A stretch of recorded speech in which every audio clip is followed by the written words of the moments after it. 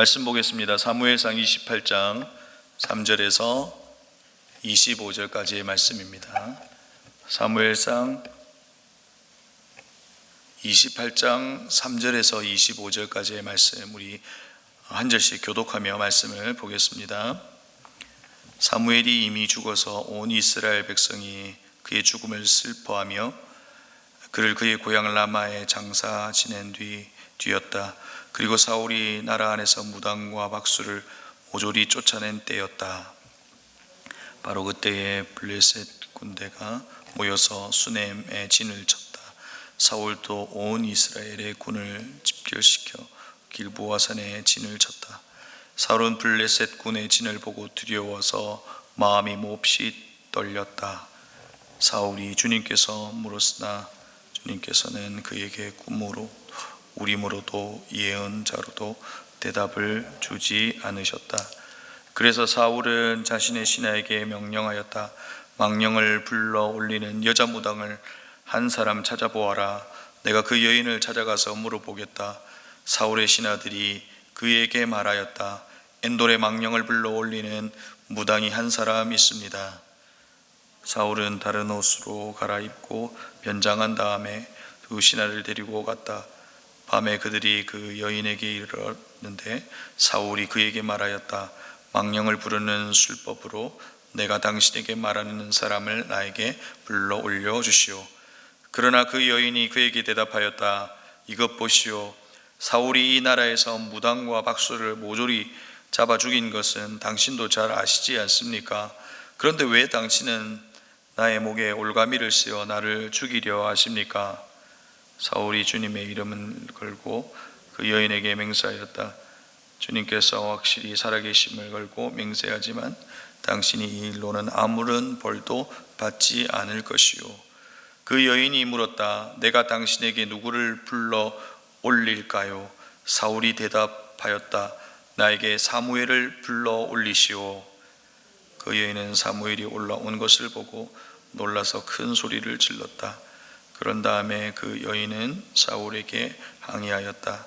사울 임금님이 몸소 오셨으면서도 왜 저를 속이셨습니까? 왕이 그 여인에게 말하였다. 무서워하지 말아라. 내가 무엇을 보고 있느냐? 여인이 사울에게 대답하였다. 땅 속에서 영이 올라온 것을 보고 있습니다.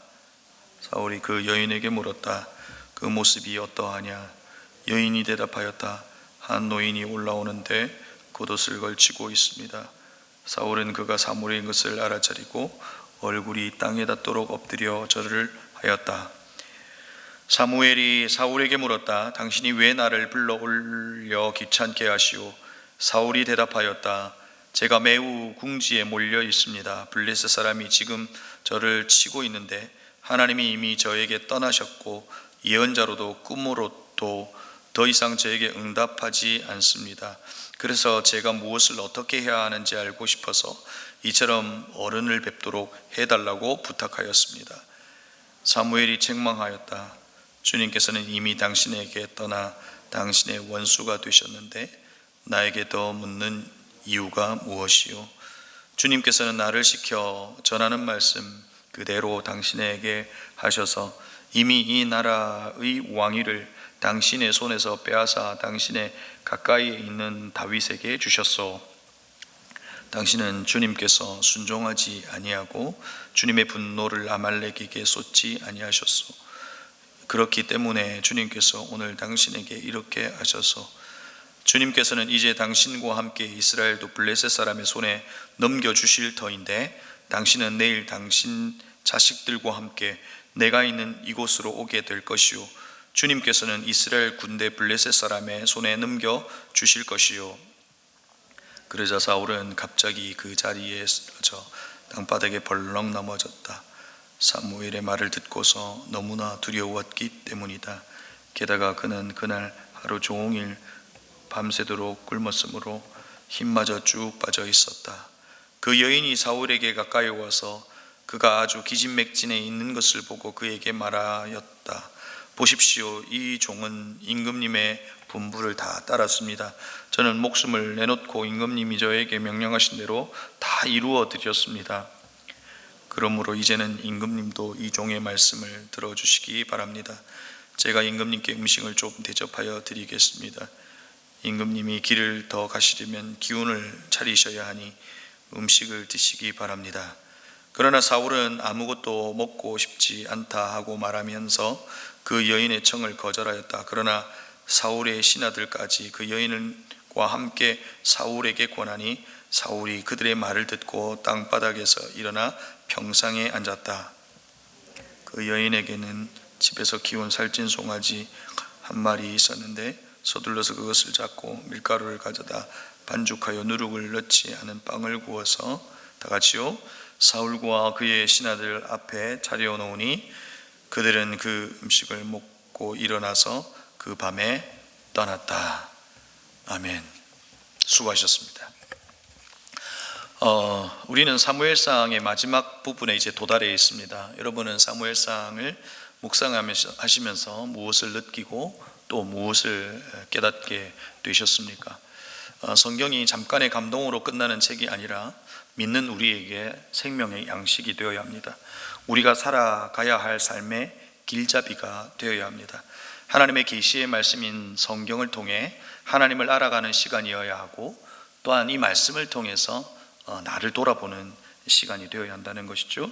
특별히 사무엘상을 통해 그려지는 사울과 다윗의 모습 속에서 내 모습을 발견하고 하나님이 기뻐하시는 삶의 모습에 인도함을 받는 저와 여러분이 되기를 주님의 이름으로 축복합니다. 오늘 본문에 이르러 우리는 사울에게 나타난 심각한 위기, 특별히 영적 위기를 보고 있습니다. 이와 동시에 던져진 질문이 있습니다. 사울의 위기는 어디로부터 왔는가 하는 것입니다. 동일하게 우리에게도 던져볼 수 있습니다. 우리의 영적 위기는 어디로부터 오는가 하는 것입니다. 여러분은 의 영적 위기가 어디로부터 온다고 생각하십니까? 고난과 고통이라고 생각하십니까? 내 삶에 예상과 다른 일들이 갑작스럽게 찾아온 그 고난과 고통이 내 삶에 영적 위기를 준다고 생각하시냐 하는 것입니다. 여러분, 적어도 사무엘상을 묵상하면서 다윗을 통해 볼 때 아니다 하는 생각을 할 수 있습니다. 그는 그의 인생의 예상과 달리 빗나간 삶이 그에게 주어지는 것을 우리는 볼 수 있습니다. 이스라엘의 그 2대 왕은커녕 도망자로 유다의 광야를 10년이나 떠돌면서 살아가는 것을 보게 되죠. 그러나 그때 오히려 그는 영적으로 하나님과 가장 친밀한 때였다는 것을 알 수 있습니다. 많은 시를 광야에서 지었습니다. 반대로 왕이 되어 안락한 삶이 주어졌을 때 그는 밧세바를 범하게 되는 것을 보게 됩니다. 다윗의 경우만 봐도 우리에게 주어진 삶의 변화 속에서 찾아온 이 고난이 영적 위기를 주는 것은 분명 아닌 것 같습니다. 우리가 읽고 있는 이 사무엘상은 신명기사관, 그러니까 신명기의 흐름 속에서 놓여 있습니다. 신명기에서 말하고 있는 핵심이 무엇입니까? 들어라 이스라엘아, 쉐마 이스라엘아, 들으라 이스라엘입니다. 하나님의 말씀을 듣고 순종하는 삶은 삶의 형통과 그렇지 못한 이들의 실패를 사실 이 사무엘상은 대조적으로 보여주고 있는 겁니다. 주의 말씀을 듣고 따랐던 사무엘과 다윗의 삶, 그러나 주의 말씀을 듣지 않고 자신이 주인이 되어 살아갔던 사울의 삶을 대조하고 있는 것이죠. 사울에게 나타난 영적 위기는 바로 하나님의 음성, 들으라 이스라엘아, 하나님의 음성을 듣지 않는 데서부터 기인한다고 볼 수 있습니다. 그의 인생이 주를 위해서가 아니라 나를 위해서 모든 것을 선택하더라는 것입니다. 또한 그의 삶에 찾아온 영적 위기는 분명 하나님의 말씀을 듣지 않는 것으로부터 출발했지만 또한 그에게 있는 위기는 또 무엇으로부터 출발한 겁니까? 내 편을 적으로 만들어 버렸다는 겁니다. 하나님도 내 편이었고 그의 가족도 내 편이었고 다윗도 내 편이었으나 그 모든 것을 바로 적으로 만들어 버렸다는 겁니다. 그것이 이 사울에게 있어 가장 큰 위기를 가져온 겁니다. 사울은 하나님과 이 소통의 단절, 이 치명적인 위기를 가져오게 된 겁니다. 그러니 오늘 성경에서 보듯이 하나님이 그의 삶의 목적이 아니라 도구가 되어버립니다. 마치 주술을 하는 그 주술의 어느 한 신처럼 그의 인생이 바뀌어져 버립니다. 하나님의 목적을 따라 한 걸음 한 걸음 걸어가는 그 왕의 모습이 아니라 나를 위해서 하나님은 존재해야 된다라고 하는 것을 우리는 사울의 모습을 통해서 보고 있는 것이죠. 사랑하는 성도 여러분, 우리에게도 있어 영적 위기는, 바로 영적 이 침체는 무엇으로부터 오는 겁니까? 바로 하나님과의 소통, 하나님과의 관계의 단절에서 주어진다는 사실을 기억해야 합니다. 그럴 때 우리는 우리 안에 자기 중심성이 강화되기 시작합니다. 그래서 하나님 중심으로 생각하는 것이 아니라 철저하게 내 중심으로 생각하게 되어 있다는 겁니다. 여러분, 한번 성경을 보실까요? 오늘 하나님과의 이 단절로부터 주어지는 것이 무엇이었습니까? 오늘 성경의 내용은 사무엘의 죽음의 이야기로부터 출발하고 있습니다. 사울의 죽음으로 백성이 슬퍼하고 있습니다. 그리고 오늘 사울의 뜻밖의 모습을 보고 있는 것을 보게 되죠. 무당과 박수를 모조리 쫓아내는 그 일들이 있습니다. 자기에게 기댈 수 있었던 사무엘이 죽자 하나님에게 아마도 잘 보이려 했던 것 같습니다. 그런 일이 그에게 있고 난 이후에 우리는 사울의 모습을 이제 한번 보아야 합니다. 여러분, 사울에게 있어서 하나님과의 그 관계의 단절로부터 주어지는 것이 무엇이었습니까? 오늘 본문은 우리에게 가르쳐 줍니다. 첫 번째가 바로 두려움이라는 것입니다. 여러분, 5절을 보십시오. 사울은 블레셋 군의 진을 보고서 두려워서 마음이 몹시 떨렸다라고 기록하고 있습니다. 사무엘상에 두드러지게 나타내는 감정이 하나가 있는데 그게 뭐냐면 두려움이라는 겁니다. 두렵다라고 하는 표현을 26번 사용하고 있는데 주로 사울과 함께 사용했습니다. 여러분, 인간에게 있어서 두려움의 이유가 무엇입니까? 창세기를 통해서 볼 때 인간에게 죄가 들어왔을 때 처음 공개된 인간의 감정이 바로 이 두려움과 수치심입니다. 내가 벗었으므로 두려워 숨었나이다. 바로 죄로 인해 하나님과의 단절이 가져다 주는 것, 바로 그것이 두려움이라는 것입니다. 사울은 하나님과의 소통, 하나님과의 관계에 단절이 있었다는 겁니다. 그래서 그는 늘 두렵습니다. 사랑하는 성도 여러분, 두려움 가운데 계십니까? 아니면 평강 가운데 계십니까? 우리는 이 질문을 통해서 확인해 보아야 할 것이 무엇입니까? 나와 하나님과의 관계는 어떠한가 하는 것입니다. 나는 하나님과 친밀한가 하는 것입니다. 하나님과 나를 가로막는 무엇이 있는가를 확인해야 합니다. 그것을 우리는 제거해야 합니다. 어떻게 제거합니까? 바로 예수 그리스도의 십자가로 나아가는 겁니다. 그것이 하나님과의 관계를 풀어낼 수 있습니다. 그래서 우리의 마음을 장악하고 있는 두려움 대신 하나님께서만 주실 수 있는 하늘의 평강을 우리에게 허락하실 겁니다. 여러분의 마음도 오늘 이 새벽에 한번 확인해 보실 수 있기를 바랍니다. 두려움 속에 인간은 무엇을 선택합니까? 오늘 본문은 우리에게 말을 잘 말해주고 있습니다. 우리는 두려우면 의지할 대상을 찾습니다. 그래서 우상이 만들어지는 거 아닙니까? 여러분은 두려울 때 누구를 찾습니까? 여러분이 두려우면 어떻게 그 두려움을 이겨내 보려고 하시냐 하는 겁니다.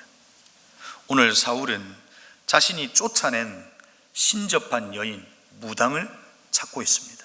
7절에 보니 망령을 불러올리는 여자 무당을 한 사람을 찾아보아라. 내가 그 여인을 찾아가서 물어보겠다.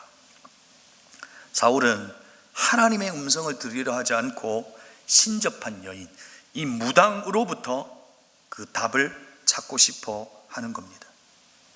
여러분, 오늘 성경을 보면 그 신접한 여인, 그 여자 무당을 통해서 사무엘을 불러올리는 장면을 보고 있습니다. 14절에서는 한 노인이 올라오는데 라고 되어 있고 15절 이후에서는 그 노인을 사무엘이라고 부릅니다. 그런데 여러분, 우리가 알고 있는 하나님의 성품과 성경과 를 통해서 볼 때 과연 사무엘이 올라왔겠느냐 하는 것입니다. 아마도 그 노인의 모습으로 나타난 그 악령이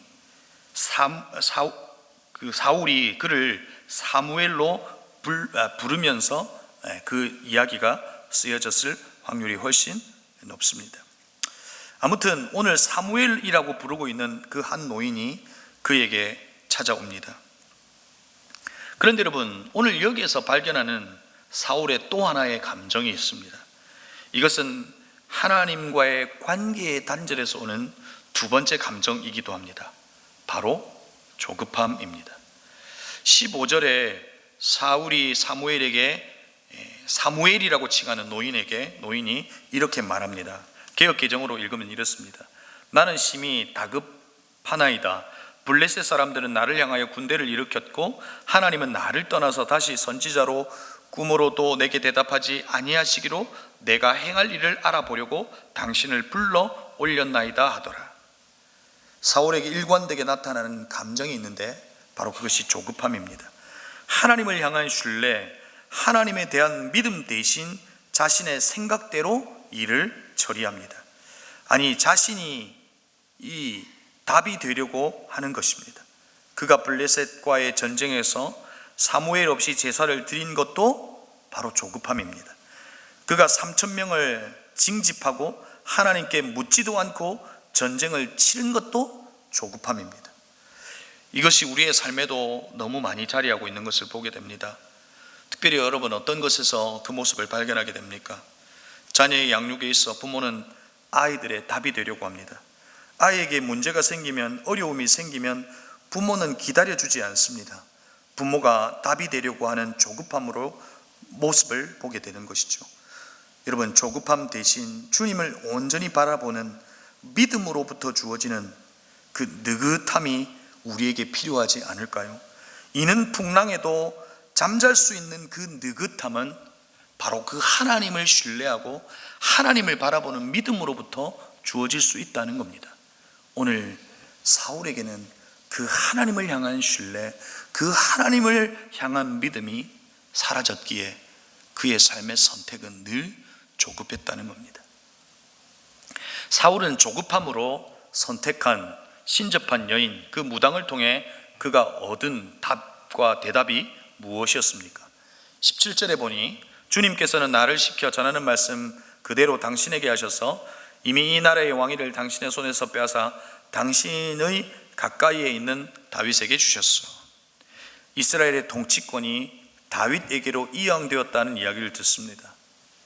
그리고 18절과 19절은 사울에게 전달하는 이 사무엘의 최후 통첩의 내용입니다. 사울의 파멸을 선언하고 있습니다.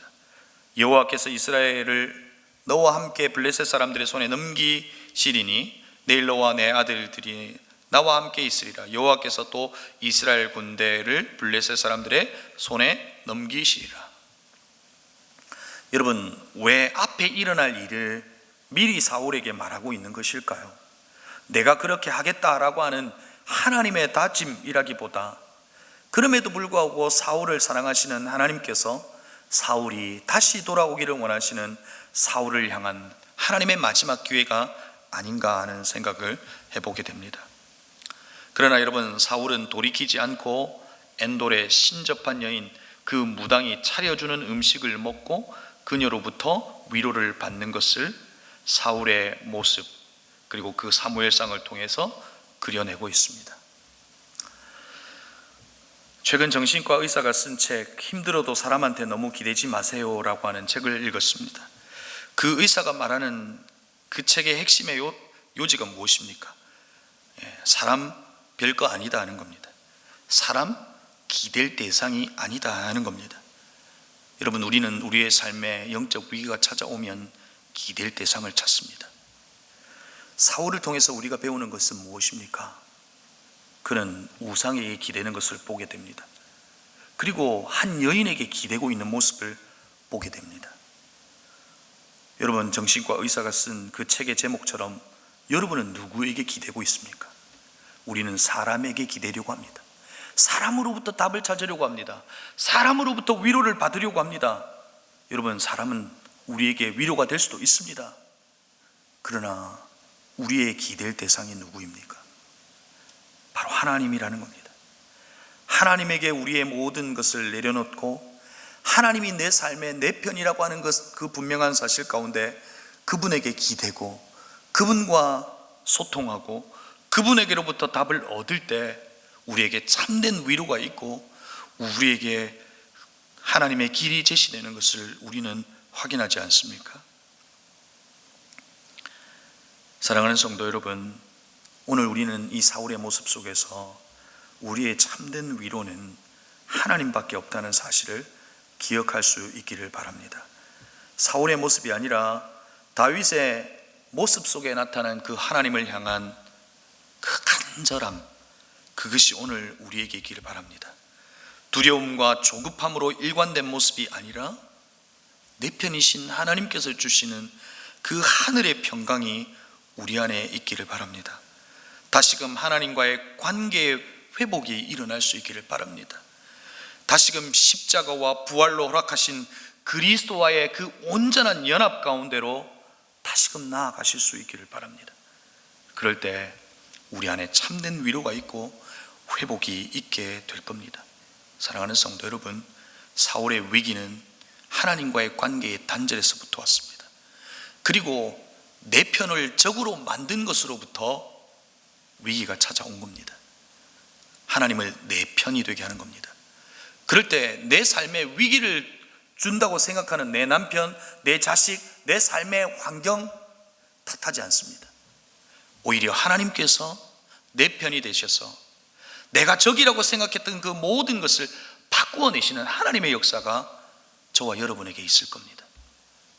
사울은 기댈 곳을 찾아 우상에게, 사람에게 기대는 모습을 우리는 보았지만 저와 여러분은 하나님에게 기대고 하나님이 내 편이 될 때 적이라고 생각했던 그 모든 것들을 내 편으로 돌리시는 하나님의 역사가 저와 여러분에게 있기를 주의 이름으로 축복합니다. 기도하겠습니다. 말씀을 기억하며 기도하십시다. 우리는 사울처럼 기댈 곳을 찾습니다. 사울에게 있어서도 사무엘이 기댈 곳이었습니다. 사무엘이 사라져 버렸을 때 그는 우상에게 그리고 신접한 여인에게 기대고 있는 모습을 보게 됩니다. 우리는 그를 향하여 나약한 한 인간의 모습을 보며 손가락질하지만 우리에게도 가끔 발견되는 모습입니다. 사람 별거 아닌 줄 압니다. 그러나 사람에게 기대고 있는 우리의 모습을 보게 되지요. 그런 오늘 시간 말씀을 기억하며 기도할 때 하나님이 내 편 되어 주시고 하나님에게 기대는 하나님 우리가 되게 하여 주옵소서. 다시금 하나님과의 친밀함과 하나님과의 관계가 회복되게 해달라고 말씀을 기억하며 기도했으면 좋겠습니다. 그리고 오늘은 국가와 선교사를 위하여 기도하는 날입니다. 여러분, 이 땅을 위하여 기도하십시다. 하나님, 모두가 적이 되어버린 이 땅 가운데 하나님, 우리가 하나님 것을 기억하고 하나님 하나가 되는 이 나라가 되게 하여 주옵소서. 세계와 열방 가운데 복음을 전하고 있는 선교사님 한 사람 한 사람을 기억해 달라고 우리 기도했으면 좋겠습니다. 그리고 이번 주 토요일 있을 예수 영접 모임을 위해서 기도했으면 좋겠습니다. 어제까지 8분이 신청하셨습니다. 하나님께서 예수 그리스도의 그 복음 앞에 그의 모든 생명을 걸 수 있는 복음의 역사가 일어나게 해달라고 기도해 주시고, 또 담임 목사님 지금 로잔 대회 필그림에서 하고 있는 로잔 대회에 참여하고 계신데 우리 시간 담임 목사님을 위해서도 계속해서 기도하시고, 또 여러분들이 가져오신 기도의 제목으로 함께 이 새벽에 기도하고 돌아가시면 되겠습니다. 함께 기도하시겠습니다.